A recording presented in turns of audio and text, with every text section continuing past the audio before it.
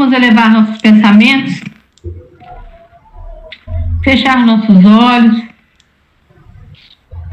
abrir nossos corações nesse momento, elevando a Jesus, nosso mestre querido, a Nossa Senhora, nossa mãezinha querida, aos nossos anjos guardiões, a todos os bons espíritos que sempre nos atendem, principalmente os que regem esse grupo, esse momento de estudo, que nos ajudam, que nos amparam para que possamos não só aprender, mas colocar em nossos corações, para que possamos colocar em prática nesse momento tão difícil que hoje vivemos. Vamos pedir a eles mais uma vez amparo, para que possamos entender as lições, assimilar, compreender, e com a oração que o Pai nos ensinou, nós vamos abrir mais uma vez esse momento tão feliz de estarmos juntos estudando, que é para o nosso crescimento, para o nosso desenvolvimento, para a nossa felicidade. Pai nosso que estais no céu, santificado seja, Senhor, o vosso nome, venha a nós o vosso reino, seja feita a vossa vontade, assim na terra como no céu. O pão nosso de cada dia nos dai hoje, perdoai as nossas ofensas, na medida da proporção que perdoarmos aos nossos devedores.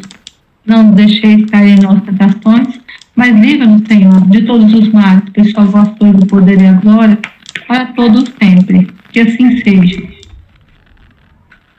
Assim seja. Assim seja. Assim seja. Bom, recapitulando, a gente está estudando esse capítulo 19, sobre a jovem desencarnada, a neta da Dona Laura, e nós chegamos só um minutinho.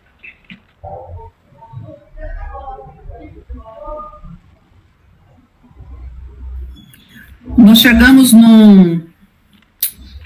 Agora nós chegamos na fase em que ele vai lá no quarto, porque, relembrando, ela não era convidada para poder almoçar, ou jantar, ou ficar à mesa com as pessoas, porque a energia dela, né, que ela ainda trazia com ela, de sofrimento, de angústia, até de raiva, né, de ter morrido muito nova, influenciava na alimentação, podia influenciar na alimentação. Então, é uma coisa muito importante, assim, uma das coisas importantes desse capítulo, para a gente perceber a energia nossa na hora da alimentação, o que a gente deve conversar, né, as coisas, como que funciona, inclusive no plano espiritual. Então, depois que Dona Laura falou com ela, né, contou um pouquinho da história dela para o André Luiz, aí o André Luiz, como ela chorou, aí o André Luiz tentou conhecê-la, né, um pouquinho maior, para poder, ele ficou com dó dela, né. Então, vamos continuar desse aqui. Penalizou-me o pranto copioso da jovem. Procurei estabelecer novo rumo à conversação, tentando subtraí-la à crise de lágrimas. De onde vem você, Heloísa? Interroguei. A mãe de Lísias, agora calada, parecia igualmente desejosa de vê-la desembaraçar-se. Após instantes em que enxugava os olhos lacrimosos, a moça respondeu, do Rio de Janeiro. Mas não deve chorar assim, objetei. Você é muito feliz, desencarnou há poucos dias, está com seus parentes e não conheceu tempestades na grande viagem. Ela pareceu reanimar-se, falando mais calma. Não imagina, porém, quanto tenho sofrido. 8 meses de luta com a tuberculose, não obstante os tratamentos, a mágoa de haver transmitido a moléstia à minha carinhosa mãezinha Além disso, o que padeceu por minha causa, o pobre noivo é inenarrável. Eu vou só fazer um parêntese aqui. Essa parte que ela fala, a mágoa de haver transmitido a moléstia à minha carinhosa mãe. E eu falei, mãezinha, a carinhosa mãe. A gente pode imaginar as pessoas também que estão partindo nesse momento e como deve estar sentindo aqueles que transmitiram, né? Morreram e transmitiram para outras pessoas o Covid. Além do sentimento ela fala mágoa, né, de culpa, isso aí pode estar impactando na maioria das mortes, né, que estão acontecendo hoje. Então, a gente tem que tomar todos os cuidados possíveis, justamente para na hora do nosso desencarne, a gente não ter essa, ainda, né, de tantas coisas que a gente vai levar, mais esse encargo, né, de culpa ou de sofrimento. Verdade. Aí, não é? Porque com certeza, quer dizer, com certeza não, né? Provável, que a gente não sabe. Mas a pessoa que desencarna e que pegou em alguém, deixou a pessoa contaminada por causa dela, ela deve conseguir saber, né? Foi a respeito do Covid, entendeu? Então, sabe a pessoa, não é? Além da pessoa já ter desencarnado rapidamente, né? Com medo. Eu imagino quando eu fico sabendo, né, que a pessoa está ali aguardando uma vaga para entrar na UTI, na CTI, porque ele está com dificuldade, né? Eu acho que ela deve já entrar em pânico, né? Eu acredito, né? Porque pelo menos a pessoa está sabendo o que está acontecendo já, né? No princípio não, estava todo mundo sem saber, mas agora, do jeito que está, a pessoa já deve entrar para o CTI numa situação muito difícil, né? De pânico, pavor mesmo, que pode não voltar. E quando chega lá, que fica, como se diz, a pessoa fica entubada, quer dizer, o espírito está acordado, o corpo está dormindo, mas o espírito está acordado, vendo tudo está acontecendo, né? Então, imagino, é muito sofrimento. Acho que a gente tem que fazer uma oração todos os dias para essas pessoas que estão, todos os dias, quando a gente fala, hoje foram 3.000, não sei quanto, a gente parar e fazer uma oração, pedir a Deus por todas as pessoas, porque não deve estar fácil, deve ter muito sofrimento, né, Jacir? Muito sofrimento. Então, vamos continuar aqui. Aí, ora, não diga isso, observou a senhora Laura a sorrir. Na Terra, temos sempre a ilusão de que não há dor maior que a nossa. Pura cegueira. Há milhões de criaturas afrontando situações verdadeiramente cruéis comparadas às nossas experiências. E realmente a gente acha que só nós sofremos, né? Quando a gente observa, para ver o sofrimento do outro, a gente vê que a gente não deveria nem reclamar, né? Verdade. Arnaldo, porém, vovó, ficou sem consolo, desesperado. Tudo isso dá que pensar, acentuou contrafeita. Ô, gente, agora eu vou te falar, a dona Laura, com todo o respeito que eu tenho por ela podia ser menos franca, né? E acredita sinceramente nessa impressão? Perguntou a matrona com inflexão de carinho. Observei teu noivo, dedo dura, observei teu noivo diversas vezes no curso da tua enfermidade. Era natural que ele se comovesse tanto, vendo-te o corpo reduzido a frangalhos, mas não está preparado para compreender um sentimento puro, reconfortar-se-á muito depressa. Amor iluminado não é para qualquer criatura humana. Conserva, portanto, teu otimismo. Poderás auxiliá-lo, sem dúvida, muitas vezes, mas no que concerne a união conjugal, quando puderes excursionar as esferas do planeta em nossa companhia, já o encontrarás casado com outra. Ai. Eu vou ler mais um pedaço aqui, porque eu tenho uma história do livro do André Luiz sobre esse assunto aqui. Admirado por minha vez, notei a surpresa dolorosa de Heloísa. Não sabia a convalescente como postasse ante a serenidade e o bom senso da avó. será possível? A genitora de Lísias esboçou um gesto extremamente carinhoso e falou: não seja teimosa, não tente desmentir-me. É tipo aquelas pessoas daquela época mesmo, né? Vendo que a enferma parecia tomar atitude íntima de quem deseja provas, a senhora Laura insistiu, muito meiga. Não te recordas da Maria da Luz? Nossa! A colega que te levava flores todos os domingos?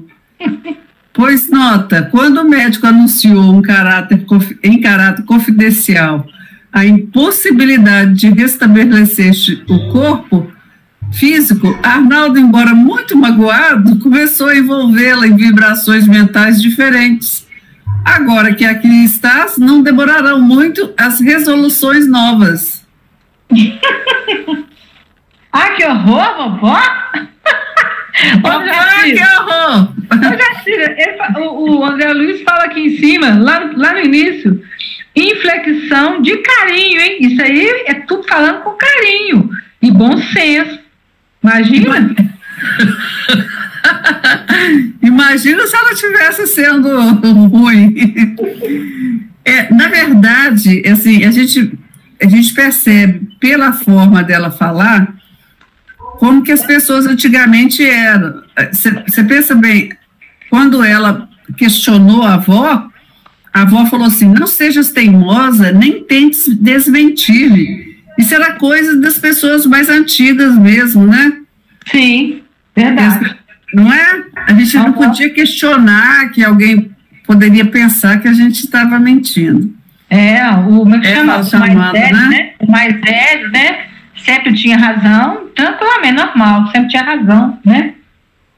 Então, no livro, eu não sei se é no livro Mensageiros, tem uma passagem lá que morre, acho que 3 filhos de uma vez, sabe? Morre o pai, morre a família quase toda. E morre novo, e um tal de Fábio que morre com 30 e poucos anos. E ele morre de tuberculose também. E na hora dele morrer, ele chama a família e tudo, e fala com a esposa dele, que ela é muito nova, e que se aparecer alguém, né, uma boa pessoa, e falando que ele tinha certeza que ela saberia escolher, e que quisesse ajudá-la, né, a criar os filhos, que era para ela aceitar.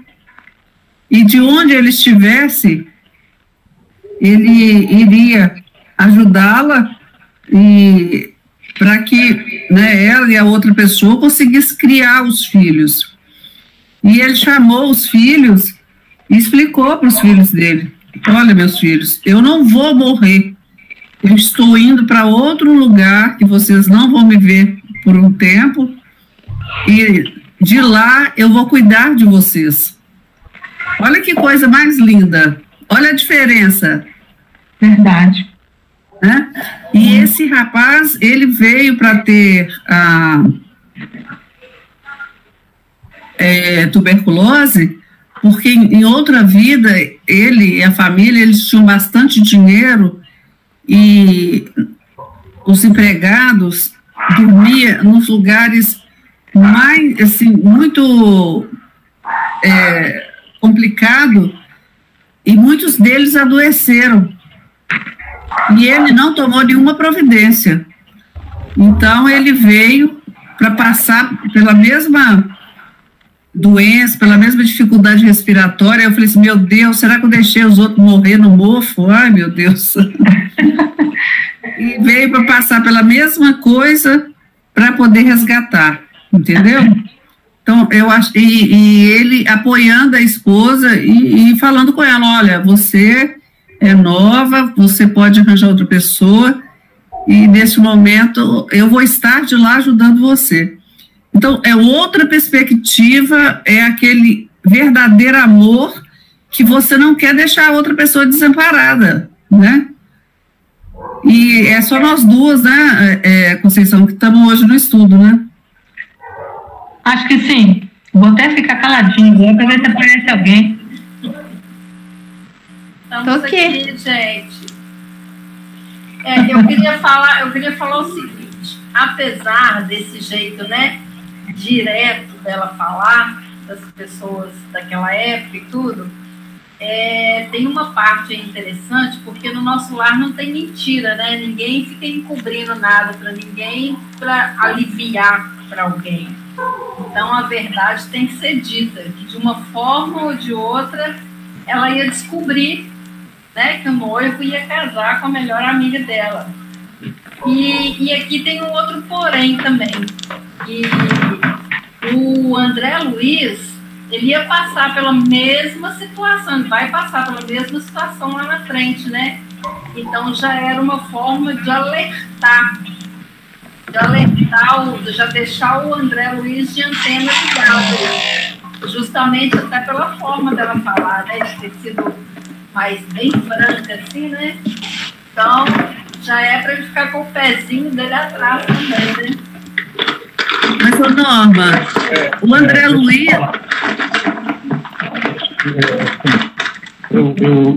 Eu, assim, na minha opinião, eu acho que não tem nada a ver com o que as pessoas daquela época, quando foi escrito o livro, não.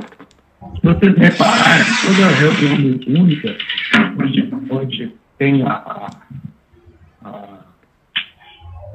onde tem...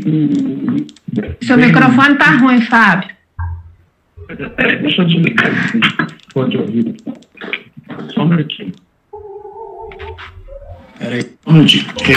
Toda vez que... Estamos escutando? Agora melhorou. Ótimo agora.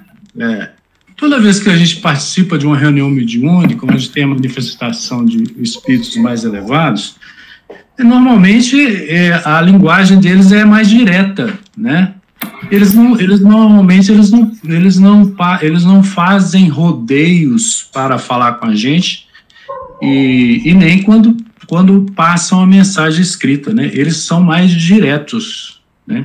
Por exemplo, essa é a minha percepção, né? Vocês não acham, não? Não, só falar esse negócio que a Norma falou aí, só que André Luiz, Norma, o que eu achei é diferente, é porque ninguém contou. André Luiz perguntava sobre como que estava a família dele na Terra e ninguém comentou a respeito. E ele já tinha um tempo, já tinha mais tempo que estava lá do que essa menina, a Heloísa. E só que para a Heloísa, que já tinha só 15 dias que ela estava lá, a avó já disparou tudo. Agora, eu fiquei pensando o seguinte, ela tinha só 15 dias, eles estavam tentando ali replicar o ambiente mais próximo do que ela conhecia. Então, a avó a tratou de forma como se ela tivesse encarnada. Eu entendi assim. Então, assim, é igual se a gente encontrasse lá no plano espiritual. Você ia falar comigo, eu ia falar com você numa linguagem que a gente está acostumada. Entendeu? Então, eu acho que a avó ali, ela agiu como a avó, do jeito que a outra já estava acostumada. Eu já penso uma outra coisa aqui. A gente, como ser humano, tem até uma passagem no Evangelho que fala isso. A gente, como amigo, a gente não costuma falar as verdades porque a gente ameniza a dor do amigo. Quando a gente gosta muito de alguém, a gente fica, para amenizar, a gente não fala muitas verdades para amenizar. É mais fácil o inimigo chegar perto da gente e falar uma verdade para a gente, sem preocupar se vai doer ou não, do que um amigo. E espiritualmente, a situação é completamente diferente, porque é tudo muito aberto. Tanto que se você pensar, eles estão vendo o nosso pensamento, né? Então tem a ver isso também. Não acha, não? É o que eu falei, né? Eu acho assim, eu acho que quando a gente está aqui envolvido aqui nesse ambiente aqui da Terra, é diferente, né? E é que eu tinha, a minha percepção é essa, porque quando você está do outro lado, né, você acaba sendo levado para um lado de ser mais franco e mais sincero naquilo que você tem, da mensagem que você tem que passar. Então, é essa percepção que a gente tem de que ela está sendo franca, né, que ela está sendo dura, mas, na verdade, é a realidade que a gente vai viver lá quando a gente passa do outro lado. Não tem como esconder mais quando você passa do outro lado, né? Você vai ver, vai enxergar e vai ver as coisas que a gente passou, o que a gente fez, o que a gente passou aqui na Terra, e ter que encarar isso e ter a consciência de que, né? Uma situação natural, né, Fábio? É natural, pelo menos é o que eu penso. É isso que me veio, quando você falou, foi isso que me veio. Na mesma hora eu comecei a raciocinar a respeito disso, né? Que é natural lá ser franco, porque você fala mentira, na hora vai saber. Não é igual aqui, que você às vezes mente, alguém pergunta alguma coisa, você mente para não ofender, para não agredir, né, para não melindrar. Lá não tem isso, aqui tem. Eles não passam a mão na cabeça, né? Para falar a verdade é isso, você não fica passando a mão na cabeça, você fala e tem que falar. Precisa ser falado, né? Principalmente ela como vó, né? Eu concordo com o Fábio aí, que na espiritualidade eles são diretos e tem que ser, porque lá não é um mundo de faz de conta igual aqui, né? Que a gente mascara as coisas. Agora, com relação ao que a Jacine falou, porque pro André Luiz não foi falado, eu vejo o seguinte, que aqui a neta da dona Laura, ela coloca aqui que o noivo deve estar sofrendo, deve estar sentindo a falta dela, e o André Luiz, em momento algum, ele não se posicionou dessa forma. Ele falou que ele estava com saudade da família, que ele tinha vontade de ver, mas ele não falou em sofrimento da família dele. Falou sim, ele falou que a mulher dele devia estar chorando até hoje. Falou sim. Eu não estou lembrada, então faço o batido aqui. Desculpa. Também lembro disso. Mas a gente assistiu, né, o filme, já sabe como é que é, aí já chama a atenção da gente pensar nisso, né? Bom, mas deixa... A avó dele também não estava lá, se a avó dele tivesse, ela ia chamar ele do cantão. A fila andou. É a avó, né? Porque a mãe dele, nem a mãe dele desceu lá e não falou para ele. É muito interessante o seguinte, a minha opinião, né? Eu até puxei isso aí para a gente conversar a respeito disso. A minha opinião tem as coisas que a Eliane falou e que vocês falaram. Primeiro, ela estava no ambiente familiar. Né? Ali no ambiente familiar, a gente tende a resolver o negócio de uma vez. Porque ali ela ia ter todo o carinho da avó, dos primos, né? Dos tios, dos tios.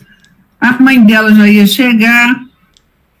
Então, ela estava num ambiente propício para ela saber a verdade. O André Luiz não tinha familiar ali, no nosso lar.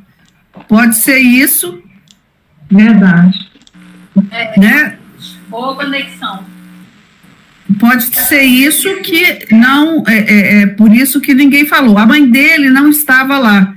Ela sabia que ele ainda ia desequilibrar se soubesse disso, mas se tivesse a mãe dele lá, dentro de casa, se ele tivesse um lar ali, poderia ser dito dessa forma franca. Então, eu concordo com o que a Eliane falou e com o que vocês falaram, porque, na verdade, eles não mentiram para o André Luiz. Apesar do André Luiz, eles só falaram, você tem merecimento para você ir lá? Né? Tipo assim, você vai lá e tudo.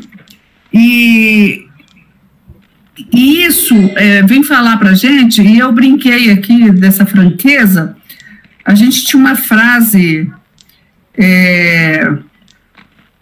usada muito lá na Fiat, que era o seguinte, um colega meu falava assim, antes ficar vermelho uma vez do que amarelo para sempre. Ou seja, você já fala, já passa tudo que tem que passar de uma vez, do que ficar naquele sofrimento, né? Porque uma hora ou outra a avó teria que falar para ela. Então, já falando aquilo aí, ela já ia perceber. E para você ver como que nós somos fracos, né? Então, a gente lendo isso aqui, a gente pensar no desapego. Eu contei para vocês a história do livro do Mensageiros, da pessoa, desse Fábio que estava morrendo, e ele preocupado com a esposa, liberando a esposa para arranjar outra pessoa para ajudar a cuidar dos filhos, que ela era nova, para ela seguir em frente, e a outra já tinha morrido e preocupada com o sofrimento do noivo, entendeu? Quem fica viúvo é quem morre, né? A gente tem que pôr isso na cabeça. Eu acho que fica... remete. Oi? Eu acho que aqui remete a gente também aquilo que nós já estudamos lá atrás, né? Que você morreu, a sua vida ali acabou. Acabou. Ela, como noiva, acabou. O noivado acabou. Fim. Sim. Né? Bem lembrar. E assim, olha, gente, eu tô indo embora, agora vocês estão livres, né? Tá livre. Ah, você vai arranjar outro? Não sei. É igual você falou, Jacir, o amor verdadeiro é esse, é que deixa livre, né? É o que, se a pessoa vai ficar sozinha, sofrendo, aí não é amor, né? Não, você amor tem que, esse, né? Você tem que libertar a pessoa. O amor é esse, verdadeiro é esse, é o que liberta. Exatamente. Alguém quer falar mais alguma coisa? Não. Rose Maria. Ô Jacir, deixa eu só fazer uma questão aqui. Será que além dessa questão familiar, né, que ele não estava no meio da família dele, será que não tinha questão também que ele não estava, ele estava mais despreparado do que a neta para ouvir essas verdades aí ainda? Pode ser também. E ele não tinha equilíbrio. Eu acho que ele não tinha equilíbrio para ouvir e não tinha sustentação da família para poder reequilibrar. Porque essa menina, ela chorava, mas tinha avó para abraçar ali, dando aquele suporte, né? Gente, outra coisa que eu lembrei também, quando a mãe dele vai visitar, ela vê que ele ainda está, não lembro bem a fase, mas ela fala alguma coisa, que ela vê que ele estava ainda ligado aqui com as paixões do mundo, uma coisa assim. Então ela viu também que ela, talvez ela viu que não era o momento dele saber também, né? Ou até, gente, ela até aguardou que realmente que ele esperou, né?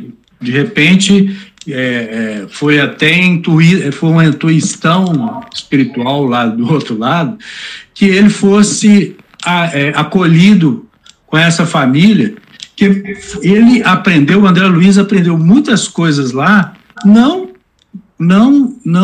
os espíritos chegando e falando diretamente com ele, mas ele vendo o que estava acontecendo com outras pessoas lá.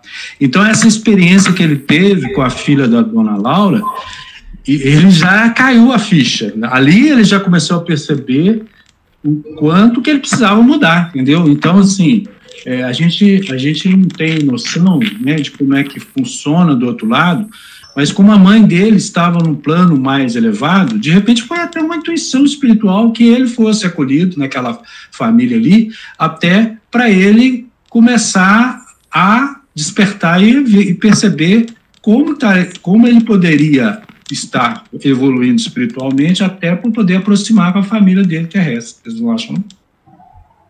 Tem outro detalhe interessante, que é o seguinte, não sei se vocês vão concordar comigo. Ela era só noiva, ele já era casado e tinha filhos. E, além do mais, era uma época muito machista, né?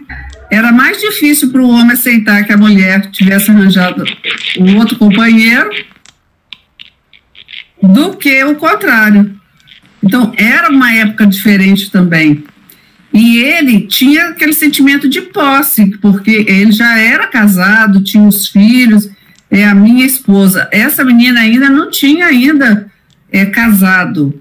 Então, tem toda uma situação ali por trás que pode ser analisada também, e pelo esse aspecto da época, dos preconceitos, da forma como que era homem e mulher, eram ainda bem tratados com bastante diferença ainda, né? Pela própria mulher, né?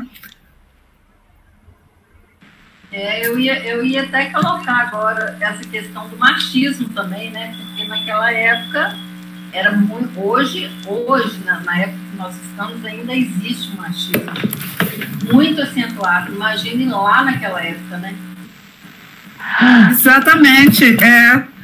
Aí eu fico pensando o seguinte: ela, como mulher, e era só noiva, não tinha filho, não tinha contraído o matrimônio ainda. Então era mais fácil falar. Talvez se ela fosse casada, tivesse deixado os filhos, talvez a avó esperaria mais um pouco para poder falar, né? Não sei. Essa dona Laura é muito franca. Mas a avó é assim mesmo, mas é melhor falar de uma vez do que ficar sofrendo. Mas como no plano espiritual é bem parecido com o nosso aqui, então a família sempre joga no nu e cru, né? É no nu e cru, vamos acabar com esse negócio de uma vez, para que fica escondendo? Eu sou assim também, eu não gosto de ficar escondendo, não, já falo de uma vez, pronto. Nossa, que aflição ficar guardando segredo. Segredo, assim, uma coisa que você vai ter que contar depois, né? Eu tô falando nesse sentido. Uma coisa que a pessoa precisa saber e você fica lá. Fiquei com medo dos segredos que eu te contei, ué. Não, eu sou um túmulo. Eu sou um túmulo. A minha irmã tá ali que não me deixa mentir sozinha. Eu sou um túmulo. Eu estou falando o seguinte, por exemplo, mamãe pegou Covid, aí não podia contar para ninguém, e a família, todas as irmãs dela ligando, perguntando, sabe? Olha, por que não fala de uma vez, gente? Todo mundo já vai saber que vai ter COVID, que teve Covid. Essas coisas, assim, a pessoa já vai saber que o outro casou, né? Ó, fulano casou, arranjou outra pessoa, casou. Aí você tem que guardar aquilo, não pode falar. A outra pessoa vai descobrir, você já fala de uma vez, a pessoa sofre uma vez só, né? Agora, para segredo que os outros me contam, eu sou um túmulo. Ô, Jacira, isso é interessante, porque esse pessoal mais antigo, eu lembro que a mamãe também tinha dessas coisas. Ela fez uma cirurgia uma vez, ela tirou cálculo renal. Não conta para ninguém que eu fiz cirurgia. Eu falei, mas por que, gente? Você não fez a cirurgia, não teve que tirar o cálculo? Qual que é o problema? Então, eu acho que isso é muito deles, assim, não sei, eu acho isso estranho também. Eu não acho, não. O quê? Não, eu acho que é um direito da pessoa não querer contar. Não, Eliana, não estou falando de cirurgia, não. Eu falei assim, um exemplo qualquer. Eu estou falando que tem certas situações na vida que é melhor que já fale de uma vez. É igual esse exemplo que eu falei, que meu colega lá na Fiat falava. Se você errou e tem que resolver um assunto, você já vai lá, fala, ó, eu errei e tudo, já leva uma bronca, já resolve e pronto. Ficar com aquela dor no peito. Eu estou falando de coisas que você tem que resolver, tem que saber. Agora, eu quero fazer uma plástica, preciso eu contar para todo mundo que eu vou fazer essa plástica? Já vão descobrir, porque vão ver meu pescoço puxadinho assim, vão descobrir, mas não precisa eu ficar contando, né, para os outros. Então, essas coisas, mas, no geral, a verdade, eu estou falando assim, daquela verdade que você tem que falar. Tem coisas que não tem como você esconder. Tirar o esparadrapo de uma vez só. É igual você vai fazer depilação, vai tirando uns pouquinhos, não, tira de uma vez. Já dá aquela sofrida, aquele grito de uma vez, pronto, acabou. Ô, Jacira, sabe por que eu dei esse exemplo aí? Não é nem questão assim da pessoa se resguardar, nem nada, igual a Lili falou, é um direito dela. Mas quando a pessoa tem alguma atividade e ela é frequente, vamos supor eu, por exemplo, eu vou lá na casa toda quarta-feira, a Norma sumiu, não, eu não quero falar que eu quebrei o pé. Poxa, mas aí eu vou colocar um monte de gente em xeque. Eles vão ter que inventar uma história que eu não estou aparecendo em determinado lugar, entendeu? Eu estou falando nesse sentido, que aí às vezes um capricho da pessoa, ela envolve tanta gente ao redor dela, que as pessoas acabam mentindo, porque eu não quero que conta que eu fiz alguma coisa, ou eu operei, ou eu, né, qualquer coisa. Estou falando. Não, eu concordo plenamente. Eu concordo plenamente, que na verdade, quando a mamãe teve Covid, não foi ela que pediu, né? É porque minhas tias, elas querem saber notícias de 5 minutos.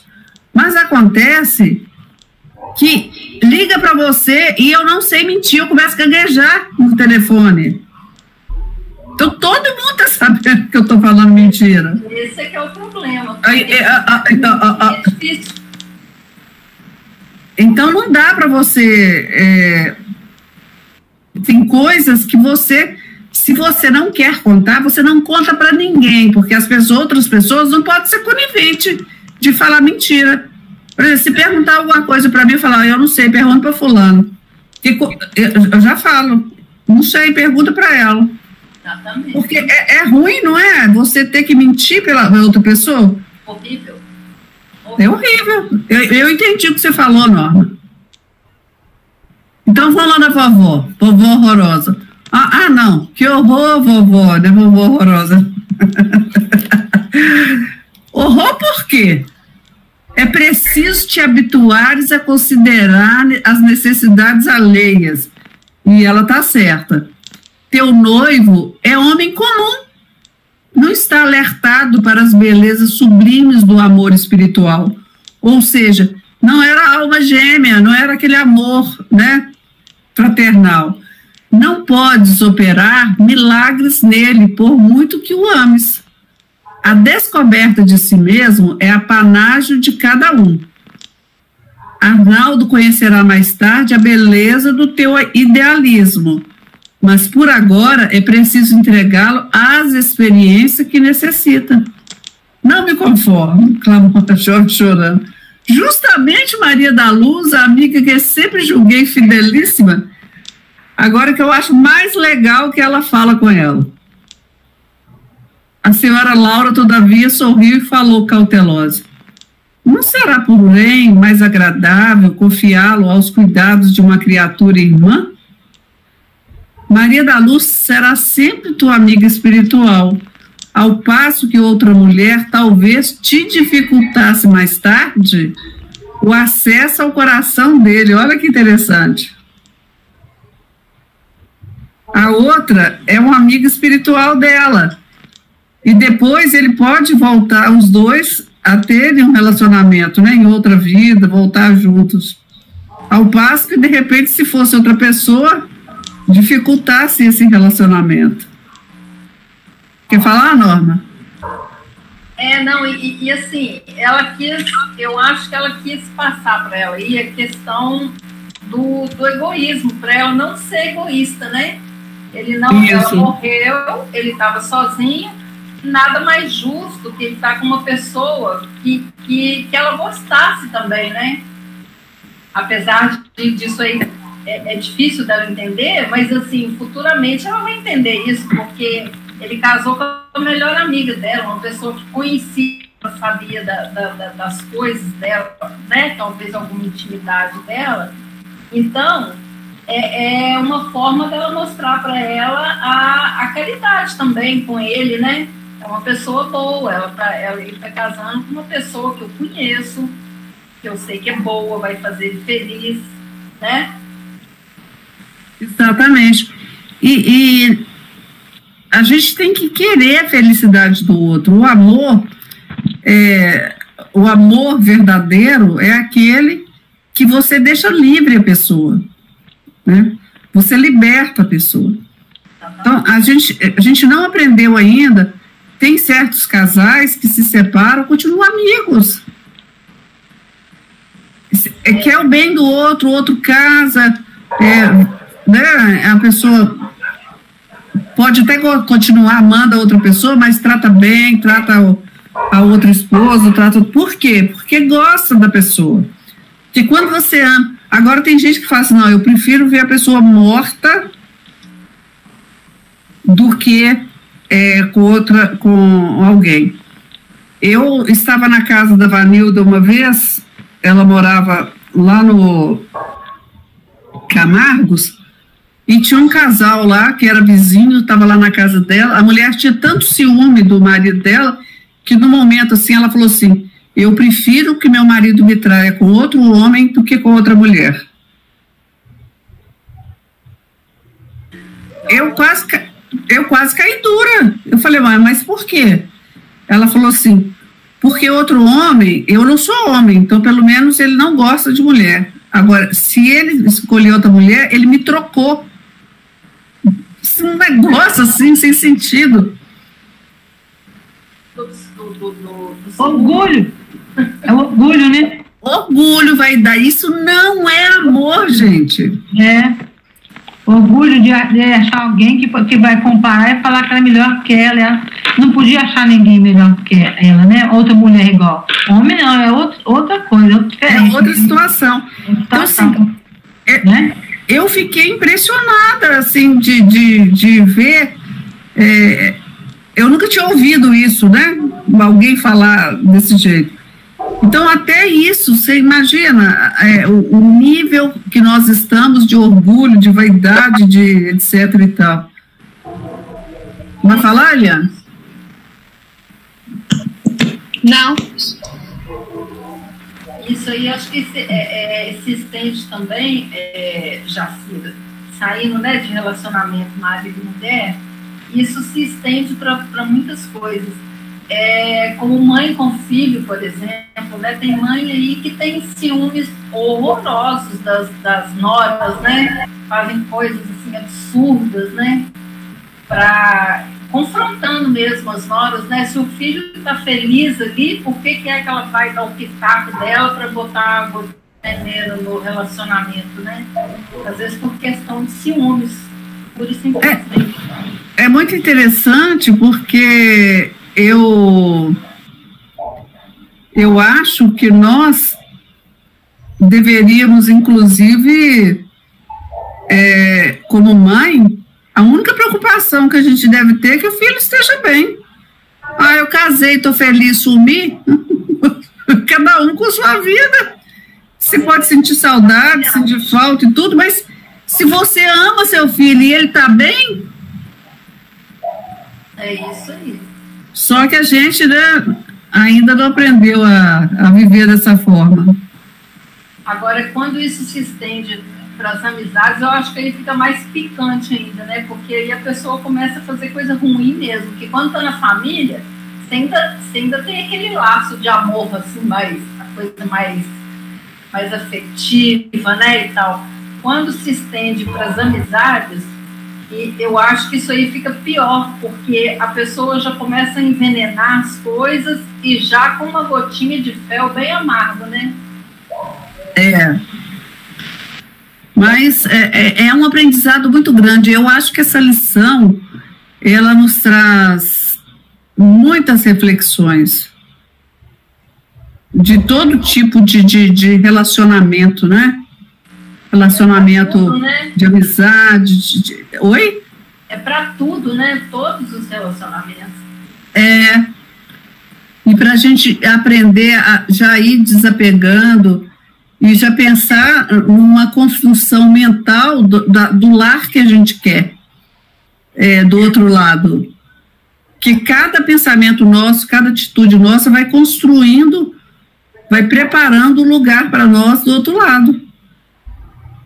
Então, se a gente todos os dias pensar que todos os nossos pensamentos, nossas atitudes, nós estamos construindo algo bacana para a gente do outro lado, já a gente vai mudando, né? A gente já vai mudando a forma de pensar, já vai tirando todos os pesos do coração. Hoje o Fábio estava falando de uma família que compra um marmitex de R$1 por dia para dividir para não sei quantas pessoas, a mulher chorando de fome. Aí o Fábio virou e falou assim, isso aí faz a gente passar por cima de orgulho, de vaidade, para a gente continuar trabalhando, para servir, né? para ajudar as pessoas, porque às vezes a gente briga no centro espírita, né? Fala, eu não vou fazer mais nada não sei o quê. E quando a gente começa a colocar o sofrimento do outro, a vida do outro, o sentimento do outro em primeiro lugar, a dificuldade do outro, a gente vai passando por cima do orgulho, do egoísmo, vai trabalhando isso, porque nós vamos priorizando as coisas. E isso eu acho muito bacana. Deixa eu passar aqui para a gente tentar terminar e ainda falar mais uma coisinha aqui. Deixa eu ver aqui. Aí ela fala: eu estava eminentemente surpreendida. Isso agora é o André Luiz falando, né? Depois que a dona Laura falou da Maria da Luz. Heloísa prorrompera em soluços. A bondosa senhora percebeu minha intranquilidade e, no propósito, talvez, de orientar tanto a neta quanto a mim, esclareceu sensatamente. Sei a causa do teu pranto, filhinha. Nasce da terra inculta, do nosso milenário egoísmo, da nossa renitente vaidade humana. Entretanto, a vovó não te fala para ferir, mas para acordar. Enquanto Heloísa chorava, a mãe de Lísia convidou-me novamente à sala de estar, considerando que a doente necessitava de repouso. Ao sentarmos, falou em tom confidencial. Minha neta chegou profundamente fatigada. Prendeu o coração demasiadamente nas teias do amor próprio. A rigor, o lugar dela seria em qualquer dos nossos hospitais. Entretanto, o assistente colseiro julgou melhor situá-la junto ao nosso carinho. Isso, aliás, é muito do meu agrado, porque minha querida Teresa, sua mãe, está a chegar. Um pouco de paciência e atingiremos a solução justa. Questão de tempo e serenidade. Então, ela já está preparando o ambiente, porque a mãe da Heloísa já vai chegar, e a mãe chegando, fica mais fácil até para a menina, né, das duas juntas, colo de mãe, e ela vai querer também ajudar a mãe dela nesse momento. É um aprendizado muito grande para nós. Nós precisamos internalizar isso. Eu me preocupo muito, eu até vou citar. Eliane, está no Viva Voz aí? Não, estou de fone. Tá. Então, eu vou até citar a minha mãe, porque a minha mãe é uma pessoa maravilhosa, assim, nossa, minha mãe lutou muito, então, é uma pessoa que eu tenho uma admiração muito grande. Se eu pudesse, eu marcava um fisioterapeuta todo dia para ela, massagem de manhã, tarde e noite, um spa, sabe, tudo para ajudá-la. Mas ela tem um medo tão terrível da morte que ela tem crise de pânico. E quando ela sente qualquer coisa, o medo da morte dela é uma coisa assim, de dar medo na gente, de preocupar, de tanto medo que ela tem de morrer. E não tem jeito. E é tão sério que eu vou falar uma coisa para vocês. Um dia eu falei assim, mãe, eu já pedi a Deus, que se for do meu merecimento, que eu não veja nenhum filho meu morrer. Eu quero ir primeiro. A senhora não pensa assim? Ela falou assim, eu não penso nada, eu não quero que vocês morram e não quero morrer. Sabe? Ai, que ótimo. Oi? Que ótimo. Mas assim, lógico que ela daria a vida dela por nós, isso aí a gente sabe que sim. Mas acontece que esse apego nosso à vida aqui, essa falta de crer mesmo, para você ver que, na verdade, são poucas pessoas que creem na vida futura. que está pronto. Alguém aqui está pronto para ir embora, gente? Responde, Rose. Marta, você sumiu? Eu não. Eu tô pronta, não. Não, não tô pronta, não. Tem muita coisa ainda para aprender, para fazer aqui. Gente, porque é o seguinte, é lógico que ninguém quer. Eu falo com vocês que eu não tenho medo de morrer. Mas não é que eu queira morrer, né? Por quê? Porque a gente tem que ter, começar a pensar, a se desligar. Nós temos que, o tempo todo, cada dia que passa, nós temos que começar a se desligar. E várias coisas aconteceram na minha vida que me fizeram começar a desapegar das coisas. E o que aconteceu comigo com a Conceição ano passado, aquele assalto, me fez pensar de uma forma assim, me transformou, me deu um up, assim, eu melhorei muito mais depois daquele assalto. Eu sou muito grata ao rapaz que levou meu carro. Verdade, porque eu tive tranquilidade, eu não tive apego, eu não sofri depois, eu achei que talvez eu teria uma crise de pânico depois, não tive. Eu levei para um lado e eu vi que as coisas não são tão importantes. O importante é que Conceição, apesar que Conceição gritou, ele não judiou da Conceição, que era minha amiga. Nós duas não apanhamos, né, Conceição? Sim. Então, assim, tem coisas, ele devolveu a senha dos cartões da Conceição, né, que estava tudo lá na carteirinha. Graças a Deus. Então, essas coisas que vão acontecendo com a gente, quando a gente aprende com elas, a gente vai se desapegando. E tem um livro, até que eu não lembro se eu li esse livro da Zíbia Gasparetto, chama Ninguém é de Ninguém, que até o Osho tinha pedido. Quem tiver, viu, gente, com esse livro, o Osho está querendo. Não achou ainda não? Não. Não tem lá no Gevan, não. Ninguém eu tenho ele. O Osho está doido atrás desse livro. Vou procurar aqui e vou separar. Ah, que ótimo. Eu não li esse livro, talvez eu leia primeiro, porque depois o Osho leva, demora. Se ele não for muito grosso, porque se for grosso, eu já tenho um monte aqui para ler. Ele é um pouquinho grosso. Então, vai no Osho primeiro. Então, eu não sei se vocês concordam, né? Vou deixar vocês falarem agora. Eu adorei fazer esse capítulo e agradeço muito vocês. A próxima é a Conceição, né? Letra M. Agora a letra M. Tem nenhuma letra L aí, não? Tem, mas em ordem alfabética é você primeiro. Ela tá falando porque eu falei, Lili. Não lembrei de Lili, não. Vocês estão querendo empurrar para mim 2 vezes, né?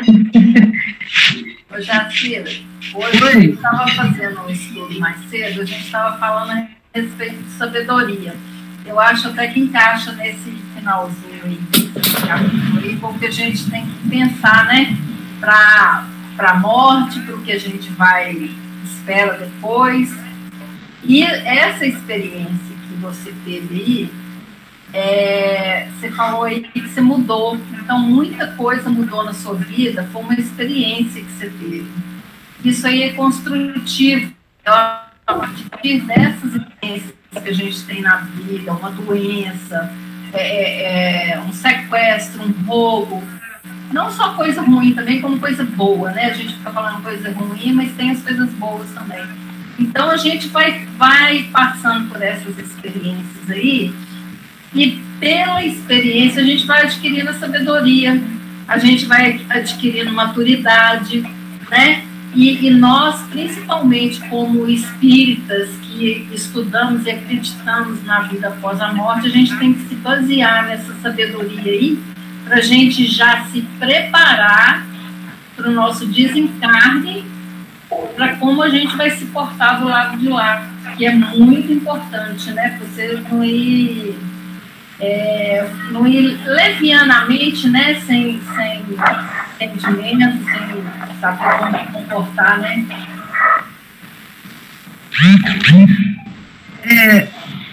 E quando a gente... Pode falar para encerrar o assunto, porque uma coisa que eu lembrei é porque a gente fica o tempo todo para se preparar, para melhorar, para continuar aqui. A gente não pensa nisso. Nós temos que melhorar, é para voltar para casa, de onde a gente veio, né?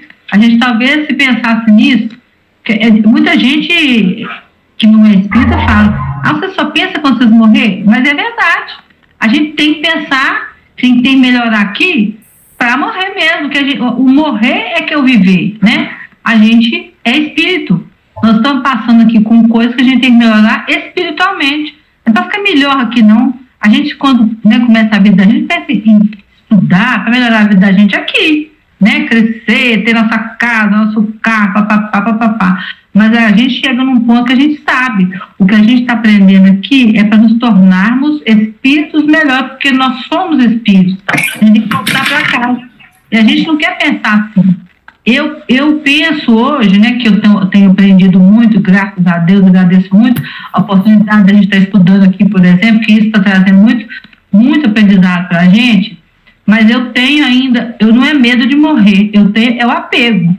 Quando eu penso em ir embora, por exemplo, ai, que dó, né, por exemplo, meu netinho tá lindo, maravilhoso, ele crescer, é o apego que a gente tem, né? Provavelmente, às vezes, quem sabe bater o merecimento de lá já tá vendo ele aqui, não, de quem tá aqui perto, apegado, né? Tomando conta, ajudando, assim. A gente pensa até que, né, como é que meus filhos vão continuar? Nossa, hein? Ai, né, a gente fica. Essa semana aqui, uma pessoa faleceu, na semana passada, aqui na nossa rua, na nossa vizinhança aqui, ela deixou um filho. Era um casal de 3, né? Era ela, o marido e ele. O marido já faleceu há muito tempo, ela faleceu agora, e ele ficou sozinho. O que vem na minha mente é isso. Ele agora está sozinho, entendeu? Aquilo que era, né, o suporte que é pai e mãe que a gente pensa, ele não tem. Então, eu acho que a gente tem que fazer esse aprendizado de que a gente é um espírito individual, cada um aqui numa caminhada de aprendizado individual. E vamos voltar para casa um dia, né? E a gente não está sozinho. Pai e mãe é só para chegada. Né? A gente vai tendo outras pessoas que são as companhias para a gente ir um dia embora. Tá bom? É isso mesmo. Nós temos que nos preparar para voltar para casa. A gente deu uma saída, fez uma viagem, foi fazer um estudo, né? Estudar fora e preparar para voltar para casa. É fácil? Lógico que não. Se fosse fácil, né? Todo mundo voltava bem. E os espíritas, pior ainda, né? Bom, gente, eu estava muito empolgada com o livro Abrir as Portas Interiores, mas a gente teve esses momentos aí de grandes aflições e eu dei uma parada, mas agora estou voltando com o livro e eu vou ler a lição de hoje dele para a gente terminar o nosso estudo. Agradeço a todos vocês por continuarem aqui com a gente. Eu tenho aprendido muito com vocês, então, assim, eu só tenho gratidão, né? Sou muito grata a vocês por estarem aqui comigo, estudarem comigo, né? Fazer parte, permitir que eu faça parte disso e aprender. Estou aprendendo muito com vocês, muito obrigada. Então, eu vou ler a lição de hoje, 14 de abril, que fala assim: é importante haver equilíbrio em toda situação, a qualquer tempo.